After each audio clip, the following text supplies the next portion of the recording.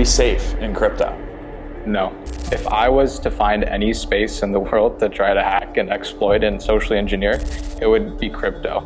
You not only have traditional Web 2 attack vectors with phishing or web exploits or network issues or cloud security, you also have smart contract execution issues. The biggest thing that you can do is just to do a very critical self-audit and know yourself. Be as schizophrenic and paranoid as possible. And you don't want to be the guy that has his whole life taken away from him or all his money taken away from him because you didn't want to go the extra step. So typically attackers will be going after 3 core things.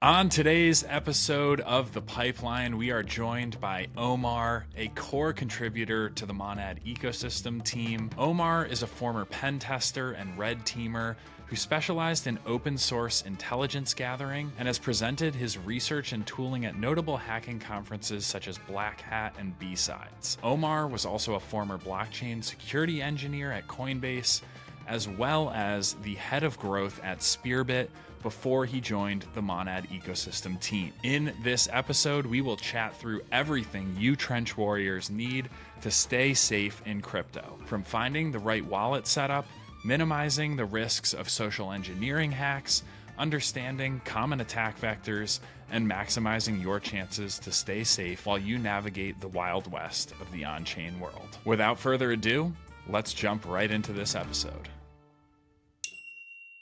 Well, Omar, thanks for coming on. Yeah, thanks for having me. Absolutely. Not going to beat around the bush here. We've got a couple trench warriors here, many more in the audience. Are we safe in crypto? Yeah, it's a really good question, Danny. In general, no. The crypto space is probably one of the most ripe ecosystems for exploits and hacks, meaning that by definition, having programmable money everywhere, it's the best place for a malicious actor to try to make a living. Like if I was to find any space in the world to try to hack and exploit and socially engineer, it would be crypto. That being said, you're also in between 2 massive attack vectors, and you not only have traditional Web 2 attack vectors with phishing or web exploits or network issues or cloud security, you also have smart contract execution issues, right? So you're kind of stuck between these 2 massive pillars and constantly getting crushed if you're not prudent or careful. So yeah, TLDR, you're definitely not safe, but there are actions you can take to reduce the possibility of compromise to a great degree. So with that, what are some steps that I could take as your average run-of-the-mill crypto user to feel a little bit more secure on chain? Yeah, that's a really good question. I think in general, the biggest thing that you can do is just to do a very critical self-audit and know yourself. So typically attackers will be going after 3 core things. There's your funds, so whatever you're storing on chain or on sexes or on wallets, so on and so forth. Access, so the ability to use you as a interception point to people that are around you, whether that's in the company that you work for, your colleagues or friends or family or somebody else. For example, for yourself, Danny, you're a fairly public figure. If somebody was to get access to your account, they could possibly leverage that in a spear-phishing campaign to get access to somebody else's as an interview, send a malicious meeting invite, so on and so forth. And then your data, sensitive credentials, wherever they're being stored has to be rigorously audited. But the TLDR, I'd say, is you have to really have a strong handle on exactly where are all the points in my life that are points of failure. And so you start to inventory things and you start to create an attack surface map of these are all the points of concern. And then you start to tweak and mitigate things as they come along. That's kind of the backbone of your base structure. We'll go into details, I think, a little bit later. But one thing I do want to point out is, I think this is the concern in general for a lot of traders and for a lot of people that are on chain is that everybody is too overconfident that they know what phishing scams are, or they know what to click and what not to click.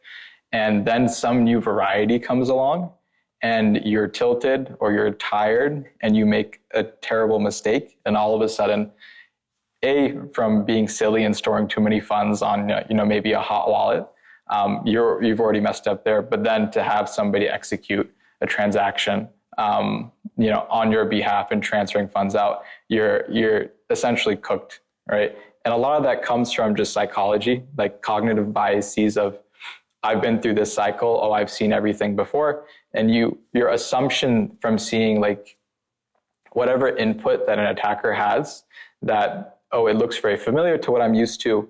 As a result, you're much more likely to actually end up being compromised. Yeah, I can see it being just incredibly valuable to have, constant self-awareness, but I think that's more realistic for some than it is for others. For sure. A net new crypto user who's coming into the pump fund trenches off of a TikTok or something like that. Maybe it's your first day on chain. What practical steps can you take to minimize the risk of any sort of compromise? Yeah, so I think in terms of practicality, without going into too much detail, we'll try to reduce a list. The major thing that mostly everybody is familiar with is creating making sure that every account that holds any type of funds or important data or access has MFA with it, and not SMS-based MFA. The reason being is that if you are compromised from a SIM swap or somebody has access to your accounts, that phone number then is accessible to whatever accounts that you have MFA that's SMS based on. So your Google accounts, your potential exchanges, your bank accounts, and you almost are at risk. You're essentially at risk for immediate compromise, right? Which is incredibly dangerous. Not only that, but if somebody gets access to your Google account and it's SMS based MFA, they have access to your password history. They have access to your login credentials. They have access to anything that you've searched. You're essentially your entire life that's already online is just given to some random attacker. So having MFA on any endpoint or any structure or any account, specifically hardware-based MFA would be ideal. So that's using these things called YubiKeys, which is basically it's like a hardware key that you can put in to basically use as your second verification method. So even if you're SIM swapped, or even if, there's no possible way an attacker could get into an account because they don't have that key that you have. So physical security with MFA is super important. If you're unable to do that, then always use an authenticator. Google Authenticator, back up your codes in case you lose them. Be very prudent about where you store your codes. Otherwise, if you get compromised, say on a password manager, which does happen, LastPass is notorious for having been compromised. Use something that's credible. One password manager that's quite solid is called Bitwarden. If you have to use a password manager, use that. Otherwise, strongly urge actually having things air-gapped and on physical pieces of paper or a crypto capsule or something of the sort. So that's one thing. I would say from there, secure recovery methods. So making sure that all your accounts are actually recoverable and that you lock down recovery methods.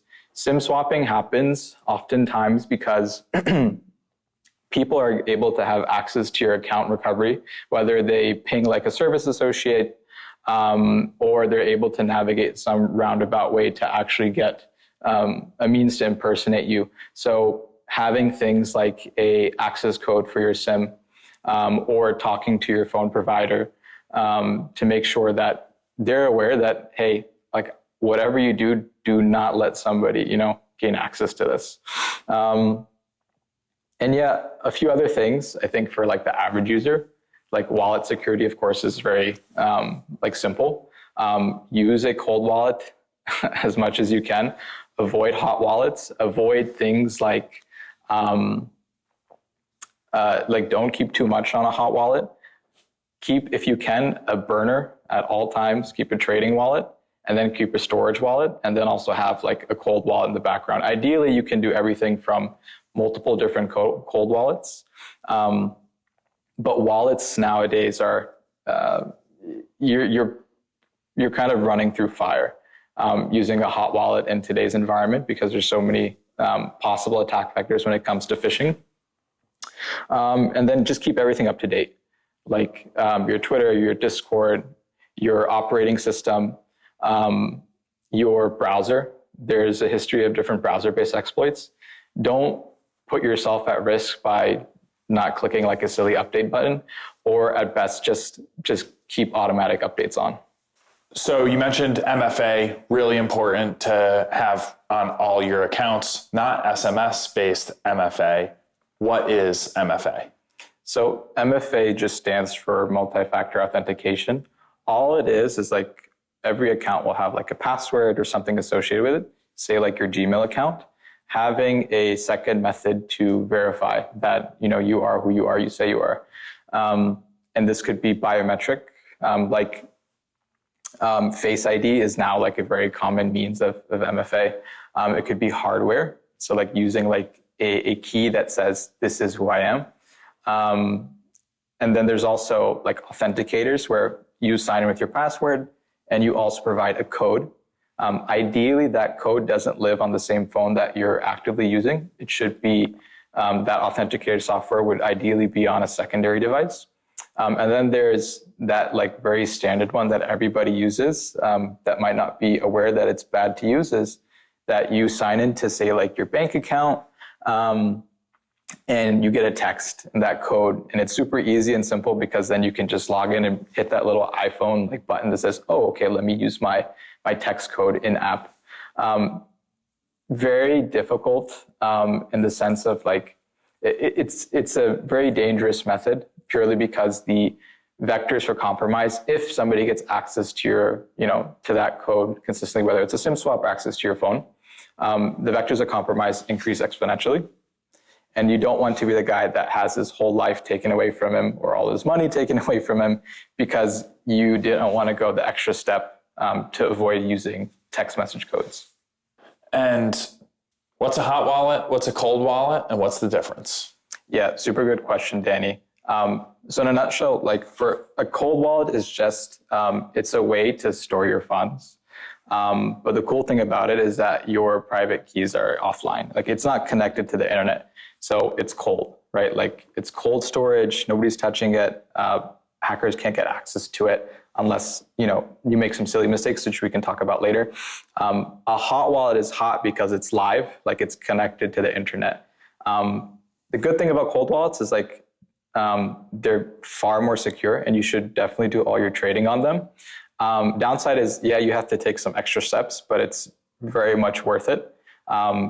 Perhaps you might lose it. Perhaps you might make some mistakes or misplace it. So you always have to back up your recovery phrase, your keys. Never put them online. That would completely defeat the purpose of having a cold wallet. Store them in a safe place on a piece of paper, stow it away. Ideally something that's fireproof and can prevent, put it in a place that you know exactly where it'd be. A hot wallet, again, is the great part about it is that it's super easy to use. You'll see a lot of trench traders primarily will use like hot wallets to actually get funds quickly on-chain, off-chain, buying, swapping. That little friction that happens from cold wallets is kind of why. But the key thing is you never want to keep too much, because much more likely that you'll get compromised on your hot wallet versus a cold wallet. So what are the biggest risks to me as the average crypto user, crypto trader? Yeah, super good question. So the biggest risk, statistically speaking, and for anybody that wants to like fact check things, you can go to a site called Lumos, LUMOS.chainlight.io. Super cool website that shows different attack vectors. But currently, phishing is by far the most common attack vector. Phishing attacks are getting significantly more extensible, versatile, smart threat actors. Like they make businesses out of this, like DPRK or North Korea. They have massive phishing farms targeted towards people from all the way up top, massive founders or people with massive bags, as well as the typical trench trader or which they won't do too much effort on necessarily, but there's still plenty of efforts and scams out there. The second thing would be smart contract execution risk. So vulnerabilities. Now, again, as somebody that's like trading on chain or is frequently, interacting in crypto, the biggest thing I'd say for the average person, like if you're not familiar with code or familiar with even using like Etherscan or something, is just be very prudent about the contracts that you transact with. Don't take any risks. And I think most importantly, like have things set out in a way where you cannot fail if you're interacting with applications or contracts. For example, like if you use Uniswap a lot, don't get scammed by a spoofed website that you Google Uniswap on Google and then you click the ad. Like that would suck, and then you get scammed. Bookmark the exact websites that you use, and always check the sources for anything that you interact with on chain. And I think for the average user, the last thing I'd say, like that it's just as like a coverage thing is like, and I mentioned this before, is just update everything that you have. You do not want to be susceptible to like a browser-based vulnerability or an operating system issue, or something silly like, I don't know, if somebody comes out with like a 0 day, which is like basically a 0 day is essentially like an exploit that comes out like super quick. There's nothing out there, it's just dropped. And you get that on an app that you're not updated, that can potentially screw you over. And maybe the last thing I'd say is just, again, overconfidence. Like always assume that you are, if you feel very comfortable, you're probably mid-curving. In general, the majority of people are not at that point. So just assume that you're on, the other side of the curve, and that you need to do these like personal audits and be as schizophrenic and paranoid as possible. So you said phishing scams are some of the most popular attack vectors out there. What are some cases that you've actually seen transpire in the wild? Yeah, there's a ton. I think over time, like people have just gotten a lot smarter on the average user has gotten smarter, but subsequently the average malicious actor has also gotten a lot smarter. So something that's still prevalent, and this is more in like the website / domain spoofing space. A spoof website basically means like somebody's made a website that looks a lot like the one that you think you're going to interact with, but it's not. And it does some wonky bad things, and when you interact with it, and before you know it, maybe you approve something that you didn't mean to, or you've tried to log in and you assume that it's, a website that was safe, and all of a sudden your credentials are gone. So those are spoofed websites. And one thing that attackers are doing a lot in general is they will basically purchase ad space. So like if you have a habit of going to Google and typing in, blah, blah website.xyz because you want to make a swap or trade or whatever it is, and you're not thinking or you're tired and you click on an ad that's not actually the website, and you're assuming everything checks out because it's done very well, it's high quality, you can't tell, chances are you're going to put yourself in a very bad position for compromise. Another thing is, as a complement to this, is domain spoofing. So for example, maybe you're on like the Monad Twitter, right?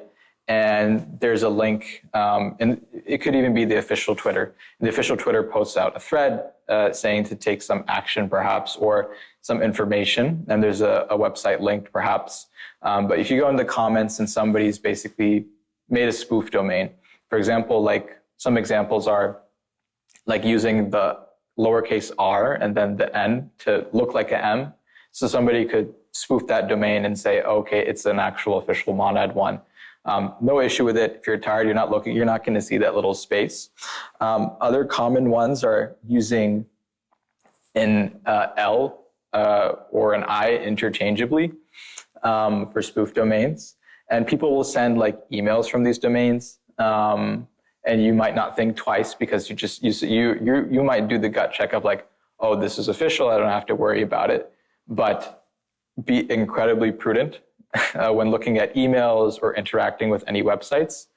But yeah, it's super critical that, again, you always like verify before you trust. And if you're not sure about interacting with anything, whether it's like an email or, a domain or any link specifically, take the extra steps, like ask somebody, copy and paste it, dissect it, look at it, verify that the source is real. Like if you get in your email a password reset, like there's no reason you have to click the link in there.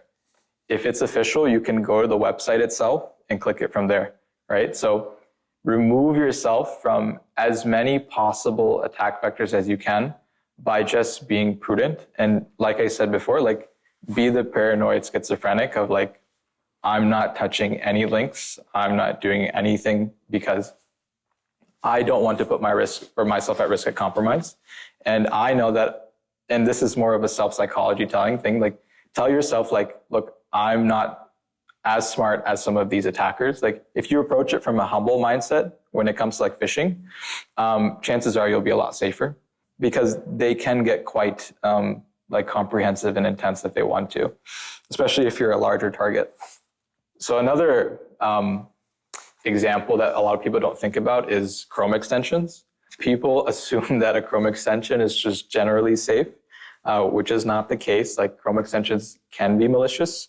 And something that has happened in the past is the creator of the Chrome extension, who is malicious, pays influencers or KOLs or gets people just to mass review it positively, so you don't think twice when you use it. And then all of a sudden, you're at risk for compromise because that extension has access to your cookies, your credentials, or something of the sort that you're giving away to basically the malicious creator of that extension. So what you can do is be very careful about what you download, make sure it's credible and trusted, and then do an audit. Like you can go into Google Chrome and remove all the extensions you don't recognize inside of it, remove access from anything that doesn't need access.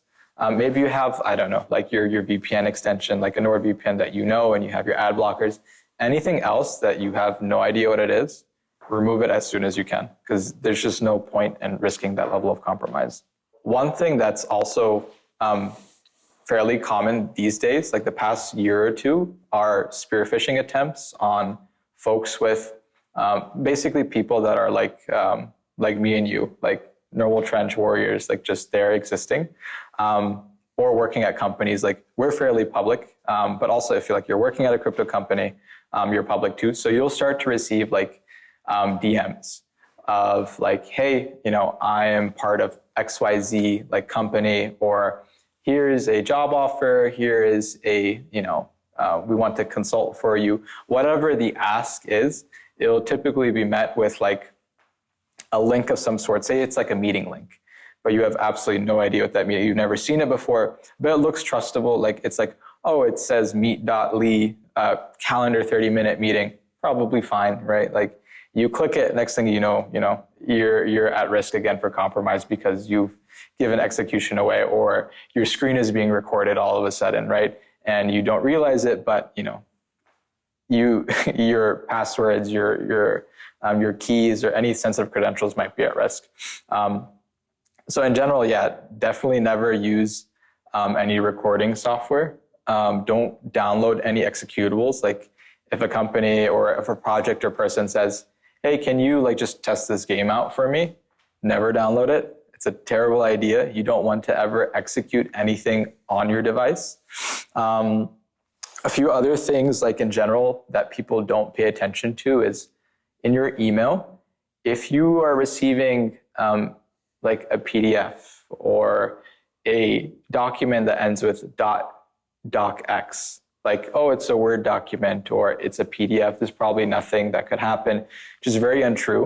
Those things have things called macros, which is essentially just a means to run and execute code within that document. And many people have been compromised through that method. There are ways that you can kind of, double check PDFs, which is like one of the most common file formats for people to send things through, because people assume, oh, PDF, it's safe. Not the case. There's a website called dangerzone.rocks, ROCKS, and you can plug in your PDF there and it will output it in a safe format typically. And so does it matter whether we're downloading on a PC, a Mac, a desktop, a laptop, a mobile device even? No, I mean, your phone is less likely for compromise because it's like a more like isolated environment in the sense that like if somebody, I mean, you can get malware on your phone. It's a bit like more roundabout in the sense that like your phone will probably by default have like MFA on things like your bank or whatever, or when you're browsing. But phone, like somebody, if they get access through malware, like your iCloud account, you're basically screwed because that's like your access point to like everything. So Telegram, obviously widely used by a lot of the crypto community. What are some of the biggest risk points when interfacing with Telegram? Yeah, I think we can kind of group these into like the same boat, but Telegram and Discord. Some of the biggest risks in general are like people impersonating just somebody that you assume is within your group, sending a DM, very common for like support people that you think are support just to be pretending they're support. So being very prudent about who's reaching out to you, who they are, verify their username is who they say you are, or who they say they are. And then sometimes also, like something I saw recently, there's a fairly notable trader. His name is Y22. I'm trying to recall the exact method of exploit, but he basically was posting his trading journal. He got a lot of traction because he was killing it. Somebody under his Twitter thread posted, hey, this is my Telegram group.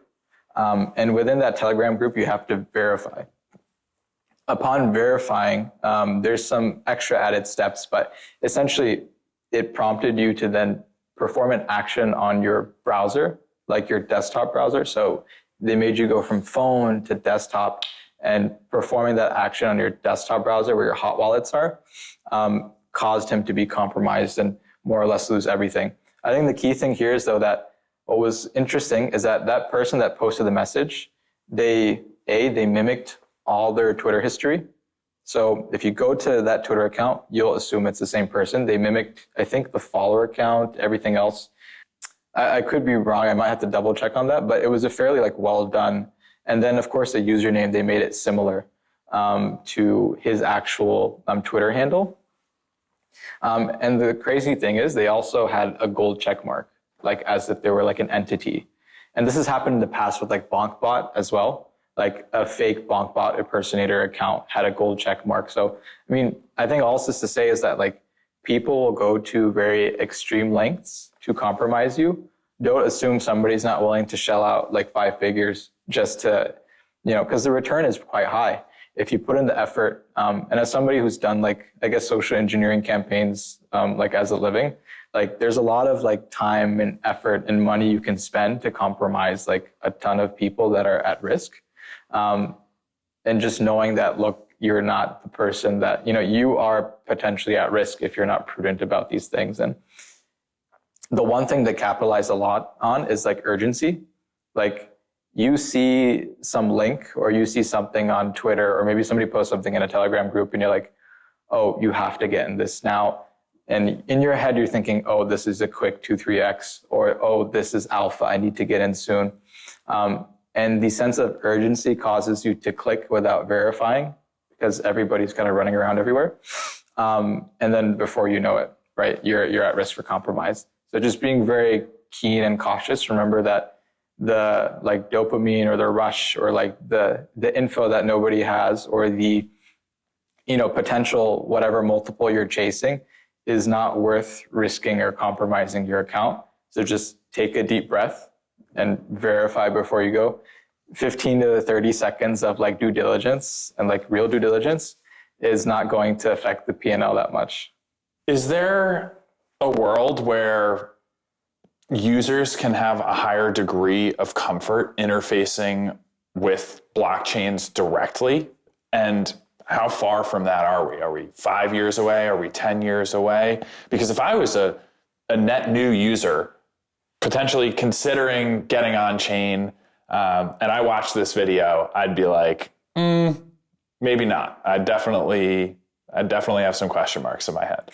Yeah. So, I mean, the realistic answer is like, yes, there are improvements to the UX. Like account abstraction is a fairly like positive thing, I think, in general for navigating the crypto ecosystem. Like Fuse Wallet is a good example for giving you basically 2 points of failure versus 1. So for example, like imagine like right now, if you're using a hot wallet, you have like a single key to your house, right? And your house maybe has like millions of dollars, and you forget your key, you drop your key somewhere, you misplace it. Somebody can just grab it and get access to whatever you have. Fuse is like, you'll have your key, but you'll also have like, I don't know, like biometric identification. There's a second factor, right? You need 2 things to get in. And they've done some really cool designs around it. But I think account abstraction, which all it means basically is like your the account that you're interfacing with for within the blockchain, there's some degree of like UX or surface level changes that are abstracted from the account itself that lets you interact with it more simply as like the end user. So maybe it's like, a Google account, or, things like being able to use Face ID to sign in as an extra method of verification. So that's pretty positive, I think, in terms of like the UX portion. That makes it a bit less scary. But the ultimate answer is always going to still be, I think, just using cold wallets as much as you can. And yeah, it's a hassle. But the realistic answer I'd like to give, I think, is like, it's always going to be scary, and you should be terrified at like every twist and turn. Like, sure, there are always going to be improvements, but in general, like you are in a space where people are out to get you.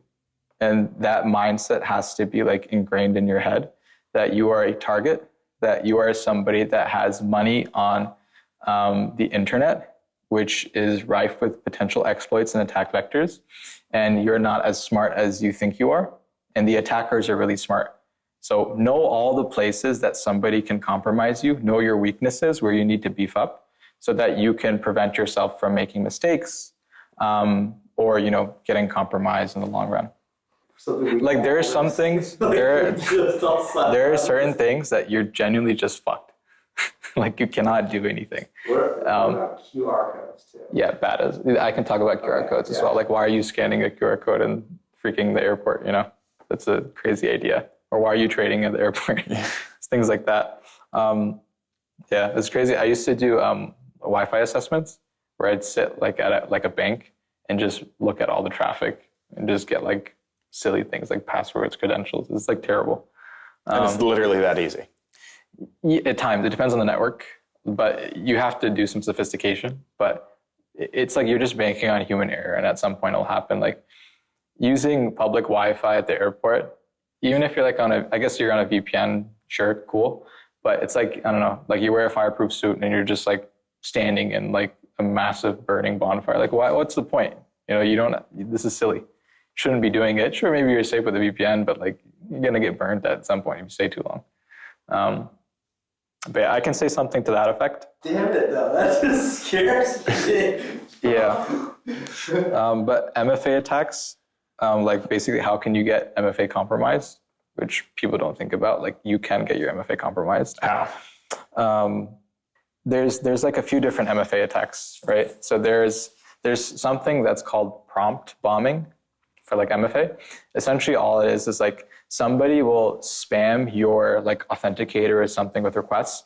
Newer authenticators and stuff, like it's less of an issue, but yeah, they'll just spam you with requests. Like Duo used to have this issue, and I've used it before to get access to like an employee's account at a company where they would basically we would get their credentials, like we'd compromise their credentials via like social engineering or just finding like public facing credentials, and we would prompt bomb them, which means like they're constantly getting bombed by like duo pings, which is a 2FA like app, saying, hey, approve this request.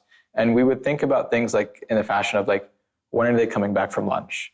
How old is the target? Are they more likely to like click this at this time or that time? Why would they click it? What are they doing in their day? Like social engineering has a lot of sophistication. And when you can create the perfect attack scenario to even like, if the likelihood of somebody clicking something that you want them to compromise them is like at 5%, doing enough research to increase it to like 10, 15, 20, however much so, is super powerful.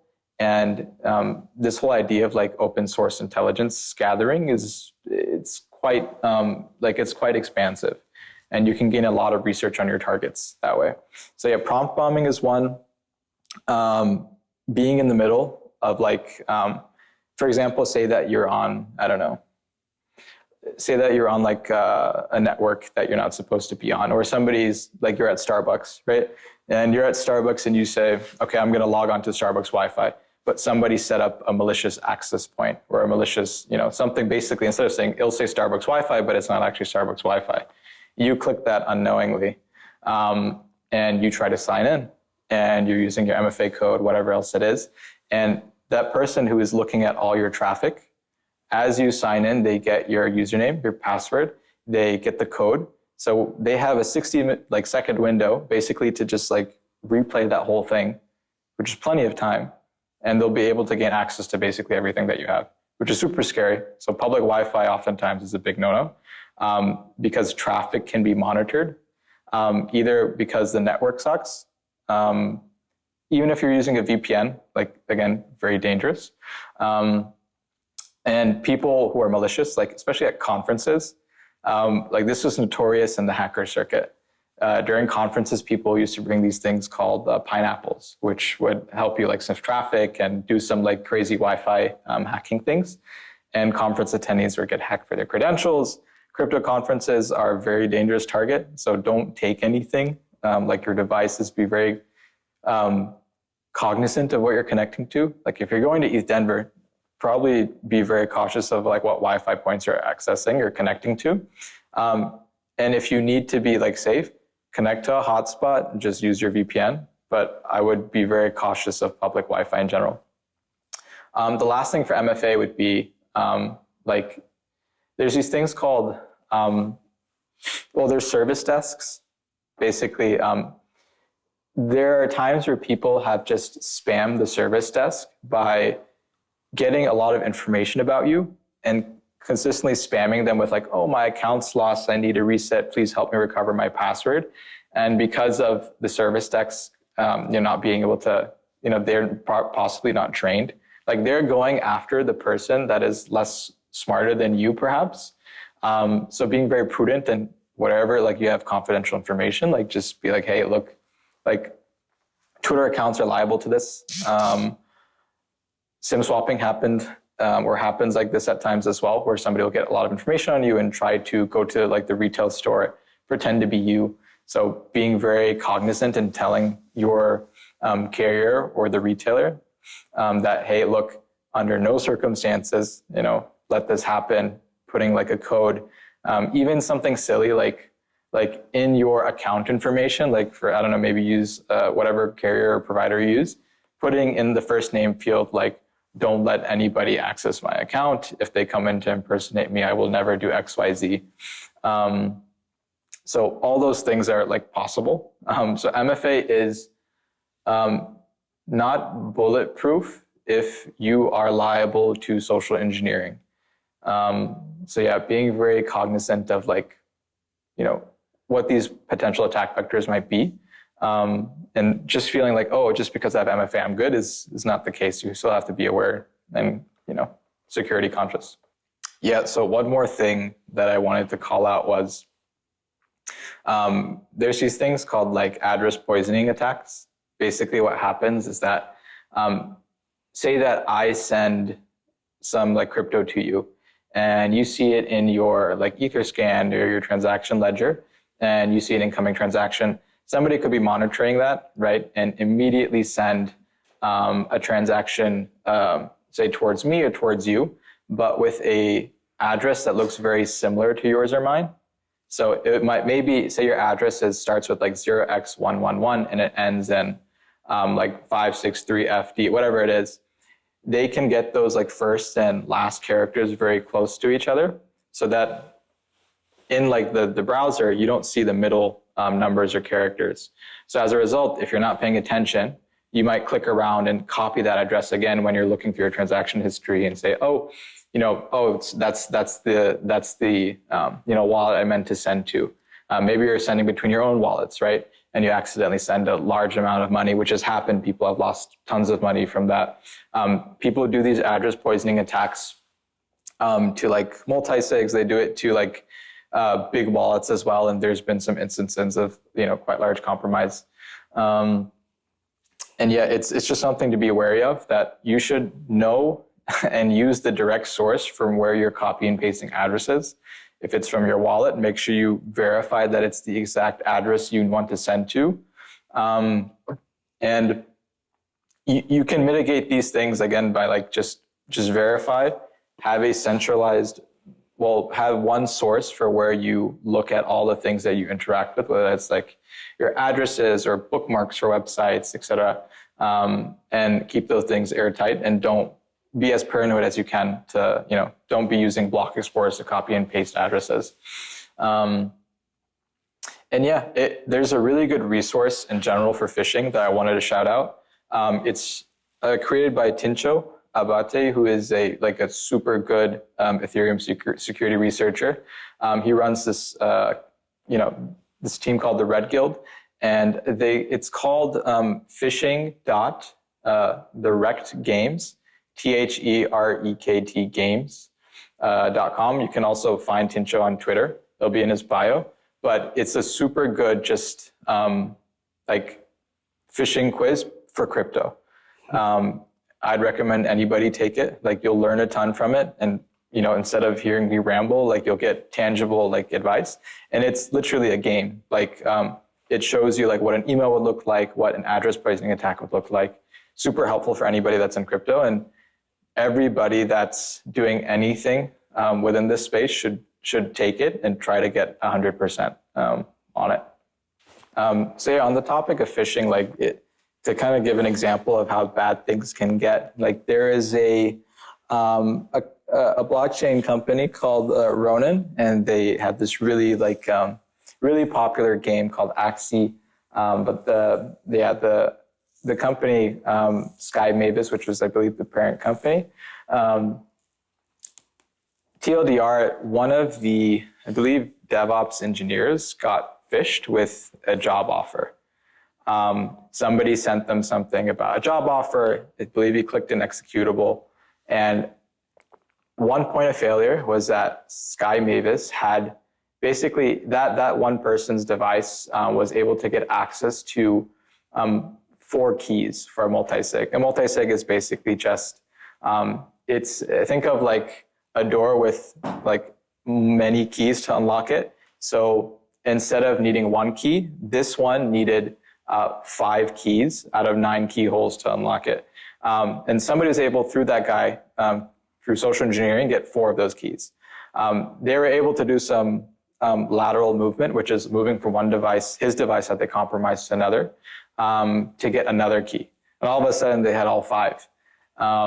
From there, they were able to actually compromise and get about, I think it might still be the largest hack in history, which is crazy from just, a simple, a phishing email led to so much damage, about $500 million in exploited TVL or exploited funds. So yeah, super, super dangerous, to just not be aware, and super dangerous to have centralized points of failure. If you ever do use a multi-sig, make sure that the keys are, you don't have access to all keys in one, space. Use different hardware wallets so that if, something happened to a ledger or a Trezor, that you're not just, compromised on one. And yeah, just be as prudent as possible. Especially seeing the impact from like these massive companies and people that are, you might think are like really smart. People make mistakes when they're tired. People make mistakes when they think they know better. So again, just kind of hammering the point that you can be better than those people who might be super technical, whatever, by just recognizing and humbling yourself and saying, I don't know a lot. The attackers know more. Let me do as much as I can to figure things out early on. Is it safe to say that, crypto aside, average internet user, basically anything you do online or on a device that's connected to the internet can and may be accessed at some point by a threat actor? Yeah, I guess it's a bit morose to say, but yeah, it's for somebody being on the other side of it and like actually doing the exploiting and the hacking, it's sometimes far more rudimentary than you'd anticipate. Like there are scalable ways to get massive compromises, whether it's social engineering or something as silly as just like finding a bunch of company emails and spraying and praying a password. Like when I was a pen tester, which is basically just like, okay, we're just hacking companies and I get to do it professionally. One method that we use is called password spraying. So I would do open source intelligence gathering, which is basically, I'm just gathering as much public information as I can find. And I'd get like thousands of company emails from like a bank or a hospital. And I would basically use a simple password, like password1 exclamation point, run that through thousands of emails and get like 30% of the people compromised, right? No way. Which is like terrible because in theory, you can like really put down an entire company. And the scary thing is like, I mean, the truth is the money is probably there to be like a terrible person and be a malicious actor. Of course, there'll be some moral consequences. But yeah, things like MFA, rotating your passwords, like rotating your keys, these things are super important. And again, just being prudent, like both at the individual level and also like wherever you work or anything that you do on chain or with crypto. And I know I've probably made this point ad nauseum, but the paranoia helps a lot. And the more you can educate yourself, the better off you'll be. So yeah, to answer your question, there's always going to be some attack vector somewhere. Your job is just to reduce the risk of compromise as much as you can, because chances are in your lifetime at some point, something's going to happen to you. It's interesting. My mom is not tech savvy at all. Can, make her way around the MacBook and the iPhone. But I actually encourage them, like, don't do any financial stuff on the internet. Like you're better off pretending it's 1989 and go down to the brick and mortar bank and handle it there, because there's not much you're going to be able to do to like realistically protect yourself and to feel comfortable. Yeah, 100%. And folks that are like less tech savvy are always prime targets. Granted, like they're probably not interacting with crypto. So that's an edge that we have, is that we're all fairly young and hopefully a bit more tech savvy than that crowd. But yeah, when you're on the internet, like, and this is like basically the early internet was like prime time for scammers, and to an extent, like it still is. But that's kind of what I feel like crypto's in right now, right? Like we're maturing and we're getting better solutions, but the education is just not where it needs to be yet. Then the only thing that we can do is to keep reminding people and putting out resources. Like somebody that like is incredible is Tevano. She is like basically an OG of everything crypto security.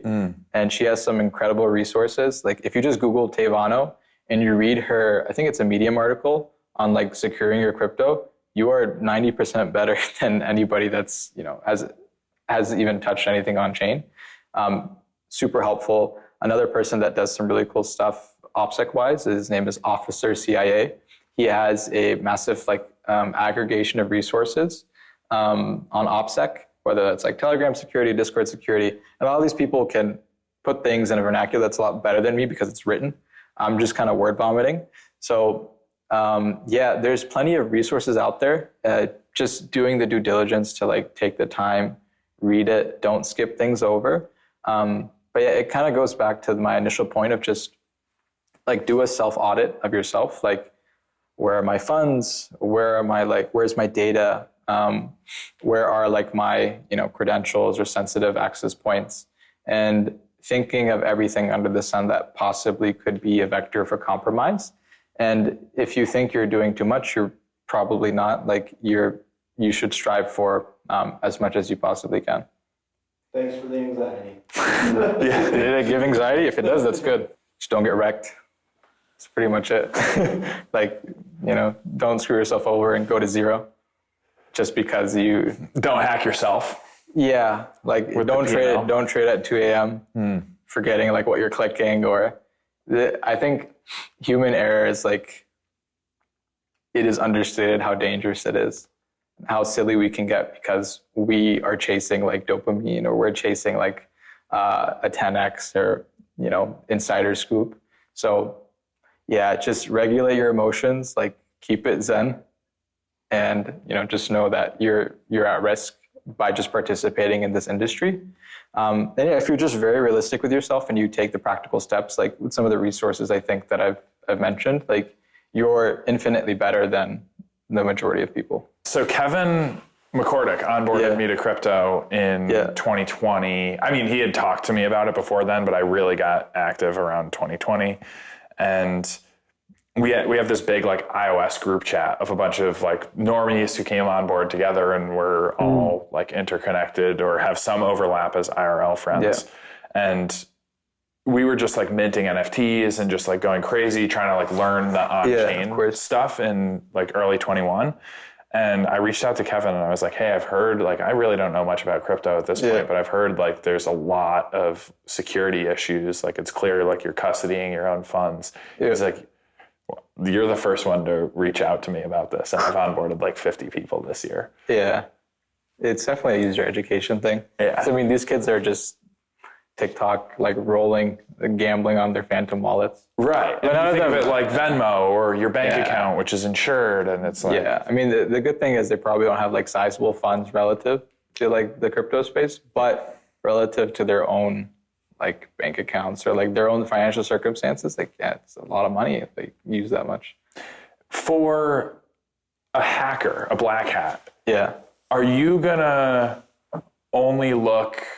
I mean, it obviously varies depending on the hacker, but are you really looking at like a big fish where you can put in a lot of like time and hopefully reap a big reward, and you're probably going to avoid someone who has 5,000 USD in their wallet because what if you get arrested as a result of that? Yeah. And there's like... Yeah, I mean, this is what Lazarus does like quite well. Right? Or some of these like threat actors, like we call them APTs, advanced persistent threats. Mm-hmm. The crazy thing about crypto is that you have literally like nation states trying to exploit people because it's easy money. Mm-hmm. And they know that, this place is like rife for exploiting. So yeah, people, I mean, Vitalik got exploited, like his account got compromised. The amount of just protocols close to TGE or after G that compromised and, posting links or whatever it might be from their accounts. And then, there's execution risks like from being on chain or getting rugged. Like, there's just a ton of vectors. And I think in general, like right now what protocols and just people in general should be doing is like, you just have to lock down your accounts as much as you can. Like somebody could spam, and this has happened for a protocol or multiple actually, like somebody spamming Twitter support or like their service desk and essentially getting them to do like a password reset or some form, I can't recall the exact like action, but I think it was a password reset. And as a result, they compromise like a massive Twitter account for a protocol. And then the protocol can, post whatever they want. Or the malicious actor can do whatever. So yeah, we're not in a fun, like you have to be somewhat serious. Yeah. Because it's money at the end of the day. Like, and I think that's what it is. Like the difference between this space and like just traditional, like the number one exploited category in like traditional Like web security is like banking and finance, because again, money is involved. But our industry is like everything to do with money. And there's so much execution and like function calls, and like everything you do interacts with money, right? So the likelihood of compromise here is significantly higher. And it's also just easier if you know like the attack landscape. So that sucks. But that's more like the smart contract execution side, which we could probably talk about at some point. Yeah. Awesome. Well, hopefully everyone that watches this has a leg up on keeping themselves safe this year and beyond. Definitely appreciate your time, appreciate some learnings and takeaways for myself personally. And yeah, we'll probably have to run it back soon and talk about it, specifically through the lens of Monad during the testnet phase as we get closer to mainnet and all that exciting stuff as well. Yeah, 100%. Looking forward to it. Awesome. Thanks, Omar. Yep, no problem.